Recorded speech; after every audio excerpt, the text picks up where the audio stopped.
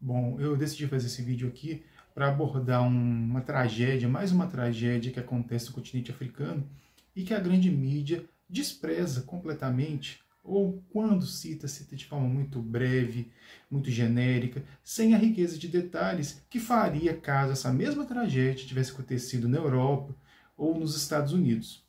E no caso é o massacre de Sacarola. Não sei se a pronúncia é essa mesmo. Essa região fica lá no Quênia, na África. E o que foi esse massacre? Bem, um pastor evangélico chamado Paul Mackenzie Niteng, não tenho certeza se a pronúncia é essa mesmo, que criou uma igreja evangélica chamada Igreja Internacional das Boas-Vindas, né? Essas igrejas neopentecostais adoram colocar internacional, mundial, universal no nome, né? Mas enfim, criou essa igreja em 2003 lá no Quênia. Era uma igreja até pequena, com cerca de 3 mil fiéis, mas esse pastor se destacava por seu discurso muito reacionário, muito radical, onde, por exemplo, era comum ele pregar que os fiéis não deveriam estudar, nem eles, nem seus filhos. E esse comportamento desse pastor não é tão distante assim de alguns pastores brasileiros.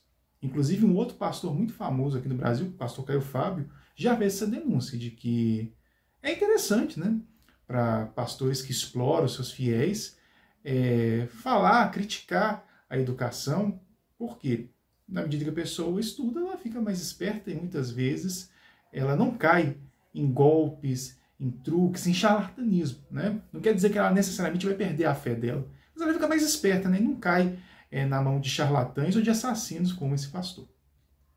E aí o Paul Mackenzie Niteng, espero que seja essa pronúncia mesmo, ele fazia essas falas muito radicais, muito reacionárias, muito absurdas, fanáticas.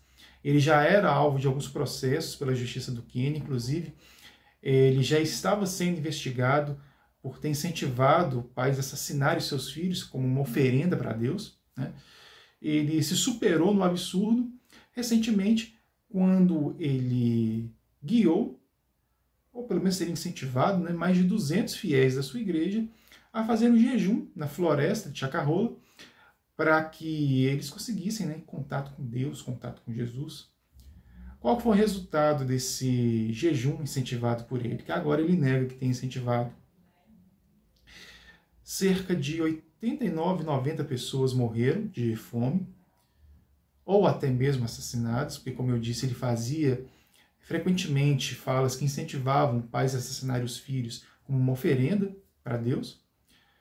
E outras 34 foram resgatadas dessa floresta em estado lastimável, né, com desnutrição severa, ou seja, essas pessoas ainda podem morrer mesmo tendo sido salvas. E pelas descrições que os bombeiros dão, é um cenário chocante.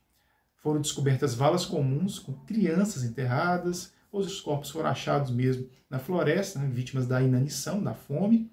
E o que é mais trágico nessa história toda é que o número de mortes pode ser muito maior, porque teriam cerca de 200 a 220 pessoas ido fazer esse jejum na floresta. Então pode ser que elas estejam, né, tenham se perdido na floresta e morrido de fome, pode ser que elas tenham morrido e foram enterradas em valas comuns. Então é um cenário catastrófico, que infelizmente a grande mídia não dá a devida atenção e serve também de alerta, já que aqui no Brasil as igrejas neopentecostais continuam num crescimento frenético e existem sim algumas igrejas com um discurso bastante radical, bastante fanático, e que as consequências podem ser várias. Algumas consequências nós já vemos, inclusive, no nosso dia a dia, né? Não são raros os ataques a religiões de matrizes africanas, ataques inclusive de agressão física a membros de igrejas, de religiões de matrizes africanas. Não são raros ataques a igrejas católicas com a quebra de imagens. E esses ataques partem sempre de quem? De evangélicos.